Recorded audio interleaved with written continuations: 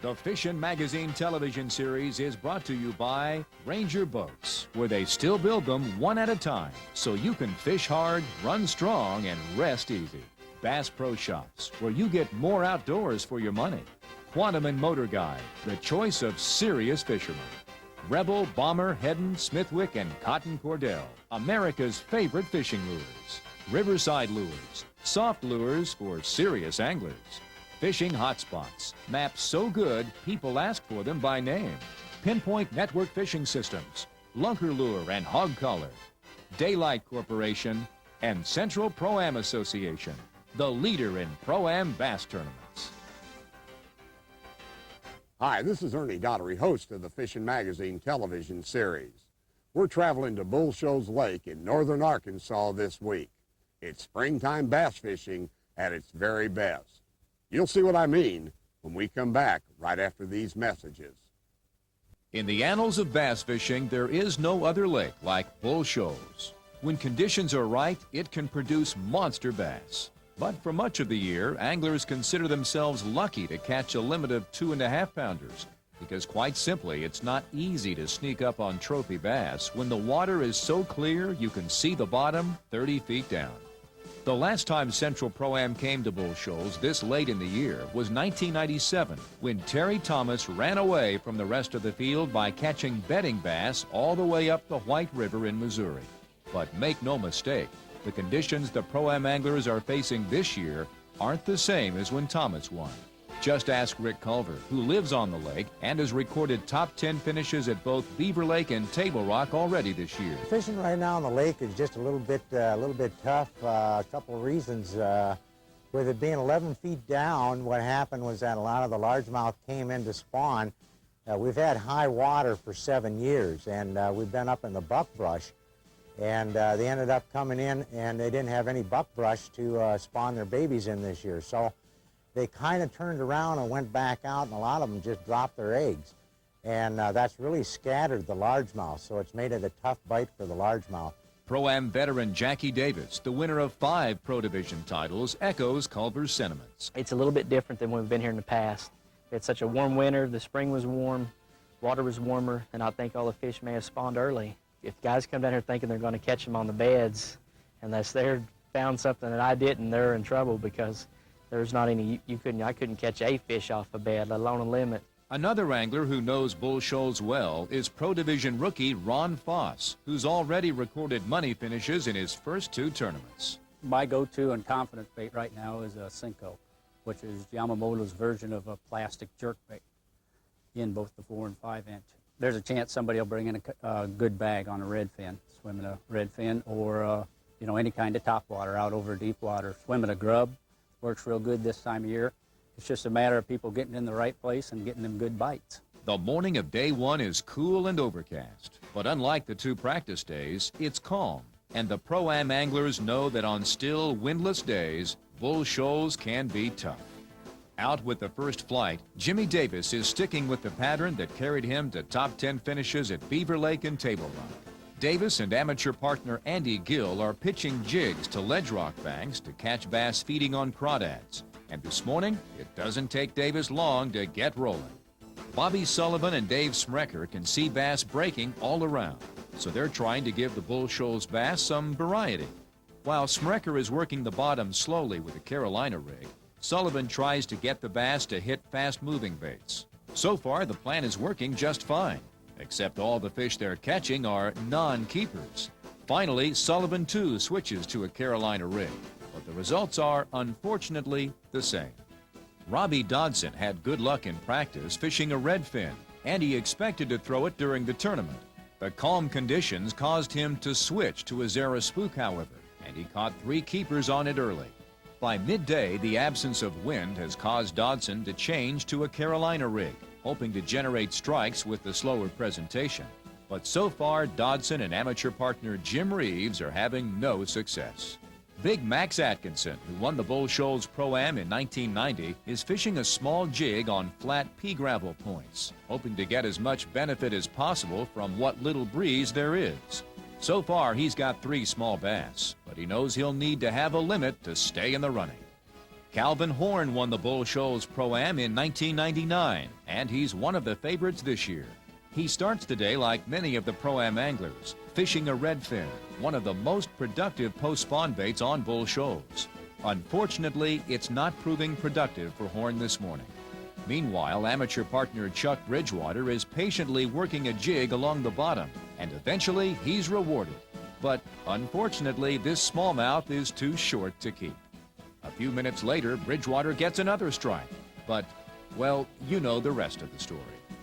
Joel Baker and Johnny Rice are working Carolina rigs along a chunk rock bank, and so far, neither has a keeper. Finally, Baker gets a solid strike and works it back to the boat. Rice jumps up and hurries to assist with the net, but sure enough, everyone together now, it's too short to keep. When the Pro-Am anglers return to Bull Shoals Boat Dock for the afternoon weigh-in, Jim Akins is the first to weigh in. Limit of black bass. Good deal. Here's your leader, folks. 12 pounds even. That's what you need. That's the average. Good job, Jim Akins. Soon, Jim Davidson challenges Akins' lead. How many bass we got? Got a limit, right? 5-fish limit. Got to weigh 12 pounds to take the lead. Don't play, they'll fight making. No big fish. No kicker fish biting today. I haven't had a kicker fish down here in a month. Well, you got a solid limit there, son. I think they're going to get on up there. They're going to be challenging right at him. 11.15 pounds. Once Central Pro-Am's assistant tournament director Kenny Williams takes over the mic for Ernie Daughtery, the action heats up big time. Robbie Dodson comes in with a limit that ties Davidson at 11.15 pounds, before Mark Pitchford takes the lead with 12.4 pounds. Bob Kaufman has a limit and makes a run at Pitchford's lead, but falls short with 11.3 pounds. Al Ranji moves into second place with 12.15 pounds before Bobby Rose brings in the catch of the day, a limit weighing 12.7 pounds to take the day one lead. In the amateur division, Keith Sedberry takes the early lead with 7.45 pounds before he yields the top spot to Jamie Conrad, who has a limit weighing 8.95 pounds. When the third flight arrives, Chuck Bramwell comes to the scales. 5 fish, let's call your weight. Oh yeah, 10.75 pounds on the amateur side, a new leader. At the end of the first day, Bobby Rose sits atop the Lunker Lure Pro-Am scoreboard with 12.7 pounds. He holds only a 5-ounce lead over Mark Pitchford, with Al Ranji, Jim Akins, Bill Chester, and Jimmy Davis also hot on his trail. In the rest of the top 10, Jackie Davis leads the way in 7th place, with Bob Kaufman, Ron Foss, Jim Davidson, and Robbie Dodson all within 2 pounds of the lead. In the amateur division, Chuck Bramwell is the day one leader with 10.75 pounds. But he has only a slight edge over Diego Segui, Jamie Conrad, Jack Curtis, and Steve Bingham. In the rest of the top 10, it's close all the way, as only a pound separates Mason Chambers in 6th place from Chad Hess in 10th. Stay tuned for exciting Day 2 action. We'll be right back. It's now time for Bass Fishing My Way. Helpful hints from some of Central Pro-Am's top competitors. Brought to you by Daylight Donuts, the best donuts around. Terry Thomas is one of the best at catching spawning bass in shallow water, and there's always a lot to learn when he explains how he does it his way. I fish the heaviest jig that I can possible because what I do is I flip the jig over the limbs of the bushes and let it fall straight down where the beds are. And the heavy jig allows me to work the jig up and down in the nest. And it irritates the bass and she'll hit it. It's a real good way to catch fish in clear water. Not a lot of people do it. And it seems like the bigger fish will hit the jig over the gets it or the skirt type grubs. And that's why I fish the jig. I use a 30-pound test line, something that once I get the strike, that I can bring the fish out as quick as possible. And a lot of times the fish will come out real fast once you set the hook, so you gotta wind like crazy to keep up with it. And that's why I use a quantum high-speed reel where it'll take up a lot of slack quick. The morning of Day 2 looks just like the day before, which suits first day leader Bobby Rose just fine. In 1995 and 1996, Rose was in position to win at Bull Shoals after the first day, but each time he was undone by a weather change on Day 2. This morning, Rose is out with the first flight and heads toward the area near Bull Shoals Dam where he caught his day one limit. Almost immediately, he gets a strike on a jointed redfin, and it's beginning to look as if today may just go his way. A short time later, he gets another strike. This one's not quite big enough to keep, but at least Rose knows his fish are still there. Mark Pitchford started the day in second place, only ounces behind Rose. On day one, he caught bass early on a Zara spook at the lower end of the lake before running to the Lead Hill area to Carolina rig along pea gravel and chunk rock banks. Today, he's following the same game plan, and it seems to be working. A short time later, Pitchford gets another strike, and this one's definitely a keeper. He works the bass back to the boat carefully and then hauls it in. Now, if he can get 4 more keepers to bite, he'll be in position to win his first Central Pro-Am tournament. Ron Foss won the amateur division title at Bull Shoals in 1999, and he'd like nothing better than to emerge as the Pro Division winner this year. He was in 9th place after day one, 1.5 pounds behind Rose. So far, the topwater pattern he established in practice is not working, so he switched to a Carolina rig. He's getting strikes with it, but so far all the bass he's catching are non-keepers. Jimmy Davis is back just where you'd expect to find him, working his ledge rock areas with a jig. He's already got 3 keepers and is closing in on his limit. This bass makes number 4, and Davis seems certain to be putting himself in position for another top 10 finish. But realistically, he's going to need to land a big fish to win all the marbles. Troy Akins was 2.5 pounds out of the lead after day one, and on Bull Shoals today, that means he's got a lot of ground to make up. The big bass don't seem to be holding near ledge rock, so he, like Jimmy Davis, is going to need to get a big fish somewhere if he stands a chance of overtaking Rose, Pitchford, and others fishing topwater lures. Meanwhile, Jim Akins already has his limit, fishing areas similar to Troy's. He was less than a pound behind Rose after day one, so he knows a solid limit could be enough to win his 4th Central Pro-Am title. And with 2 or 3 more fish like this one, he may just do it. Jackie Dew was in 12th place after day one, with nearly 2 pounds to make up on the leaders. He's found a drop-off just outside the off-limits area near Bull Shoals boat dock, and he has it all to himself. Because he's fishing with light line, he can't rush bass back to the boat. Eventually, he works this one in, and Jim Reeves grabs it with the net. That makes 3 keepers, and if he can keep this up, he's putting himself in position for a money finish. By late morning, Bobby Rose is well on his way to a limit. If he can catch just 1 more good fish, someone will need to have a red-letter day to overtake him. But Rose also knows that this tournament is certain to go down to the wire, and perseverance may determine who ends up victorious. When the Pro-Am anglers return to Bull Shoals boat dock for the day 2 weigh-in, Diego Segui is one of the first anglers to weigh in, and he takes the amateur division lead with 11.45 pounds. Larry Simmons comes in with this 5.5 pounder, but it's his only keeper, and he can't overtake Segui. A few minutes later, Brian Chenoweth vaults into the lead with 13.3 pounds on the strength of his 2nd day limit. Steve Meintz has only 4 fish, but they're big enough to move him into the lead by over 2 pounds with 15.9 pounds. Then, Jamie Conrad comes to the scales. You can make a run at the lead on the amateur division. I mean, you got 4. Oh, boy, well, watch out. We may have 2 changing of the guards right now. It's gone. It's gone. Guarantee you it is. Watch out here. Look in here with me, Wes. 8.85 pounds. Mark it. Let's get them to figure out this 2-day total here, son. We've got her here, 17.80 pounds. A new lead on the amateur division. Jamie Conrad. In the Pro Division, Tim Fleetwood is one of the first to weigh in and jumps into the lead with 20.5 pounds. Then Mike Ferris comes in with a 5-fish limit weighing nearly 12 pounds to overtake Fleetwood with a 2-day total of 21.4 pounds. Terry Thomas brings in the biggest Pro Division bass of the tournament, this hefty 4.5 pounder. But he has only 3 fish and can't overtake Ferris. Right behind Thomas is Bobby Rose. We got the limit, Bobby? Yeah, we got the limit. 5 fish. Going to need a little over 8 pounds. Oh, yeah, that's going to do it.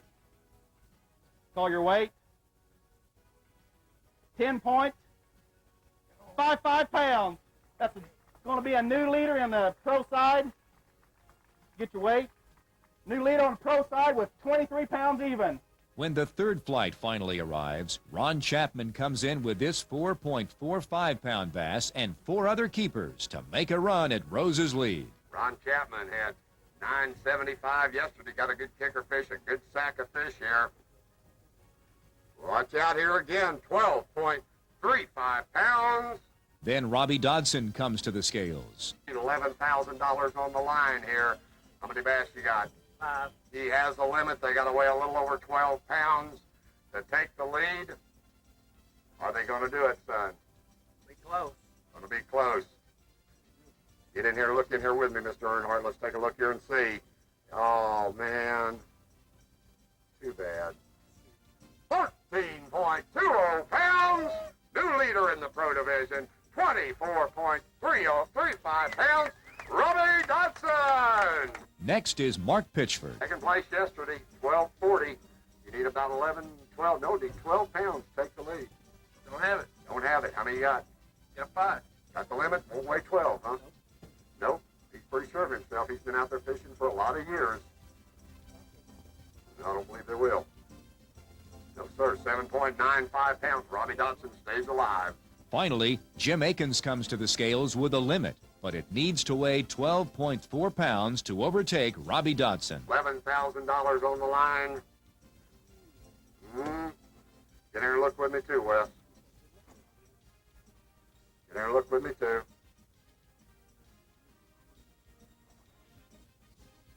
$12.15 pounds. Mark it. Akins can't do it, and Robbie Dodson wins his first Central Pro-Am title with a 2-day total of 24.35 pounds. Right behind Dodson on the Lunker Lure Pro-Am scoreboard is Jim Akins, who finishes second by a mere 3 ounces, with Bobby Rose, Ron Chapman, and Jimmy Davis close behind. In the rest of the top 10, it's just as tight, as Michael Ferris, Kelly Williamson, and Danny Pierce claim their best Pro-Am finishes ever. In the amateur division, Jamie Conrad also wins his first Central Pro-Am title with 17.8 pounds.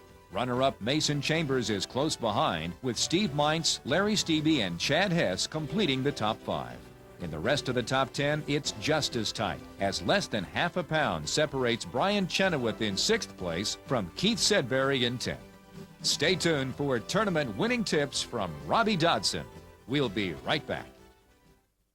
The top, techniques you can use to catch more fish. Brought to you by Ranger Boats, where they still build them one at a time. Going into it, I didn't think I was on the right bunch of fish to win. I thought they'd just be keepers, and I knew it was going to be tough, and the bite was real slow. It's been slow all year, and so I just went up there and I just fished the way I thought it would take to win, and I just luckily got bit. In practice, I caught quite a few of them on a red fin, but the wind didn't blow in the tournament, and so I just stuck with the spook, and they seemed to bite it a little better with no wind. I fished nothing but points, 2 days. I fished shallow points and flat points, but most of them was steeper type points, but nothing but points. I didn't fish no banks, no bluffs, no pockets or nothing, just points. If it was a steep point, I would start deep and work my way around to the point. If it was a shallow point, I'd pull up dead on the point and throw straight up the point and work my way in because it took so much longer to fish them. But if it's a deep point, which I caught most of my fish off the deep points, I'd start on the deep side and just make 15 or 20 throws on this point and move to another one. I used a white spook, and that's all I used. I threw a blue red fin and a black red fin, but I think I caught 1 fish today and 1 fish yesterday on a red fin, but a white spook's all I throw. This is a Tim Hughes custom painted spook. It was originally white, or clear, and I had him put a pale white on the back, little gray ribs on the side, and pink around the eyes. But no, you cannot go buy this spook. This is he paints all my plugs, all my crankbaits, and he painted this one here. That's the one I caught all the fish on except 2. I caught 2 fish on the red fin. I use 15 on all my line, no matter what, on topwater fishing, because I don't really think it matters. I'd use 20 if I could throw it good, but 15 seems to throw pretty good, and it don't matter on topwater fishing. I don't think what size of line you use. I really didn't do nothing to this. I just use a snap on it. I take the ring out, just throw it out there and just reel it real slow. That's about all there is to it. This is a real easy bait to fish. There's not a whole lot to do to it. I look at people like Terry Thomas and Dave Barker, and and things they do to win tournaments. Ever since I started fishing these, I just never could get the strikes to win. If I was over here practicing, I could get those bites. I look at them and I just watch them, and they stick with what they do all the time, no matter what. If they catch one, or if they win the tournament, they do nothing but stick with what they know going into the tournament to try to win the tournament. So I decided this year I was going to do that. If I caught one good, if I didn't good, that I wasn't ever going to win the way I was doing. I was going out trying to catch a limit of fish, and that can't win these tournaments. You got to catch better fish, and going out and fishing little worms and stuff like that, you just can't hardly do it. So I just decided to go for broke. If I was going to catch one, I was going to win. If I didn't, I didn't. So what do you get when you take a young angler like Robbie Dodson, add in an old-time proven lure like a Head and Zara Spook? Why, you get a $14,000 Pro-Am Bass Tournament victory. Hey, thanks for being with us today. We'll see you next week on the Fishing Magazine television series. The Fishin' Magazine television series is brought to you by Ranger Boats, where they still build them one at a time, so you can fish hard, run strong, and rest easy. Bass Pro Shops, where you get more outdoors for your money. Quantum and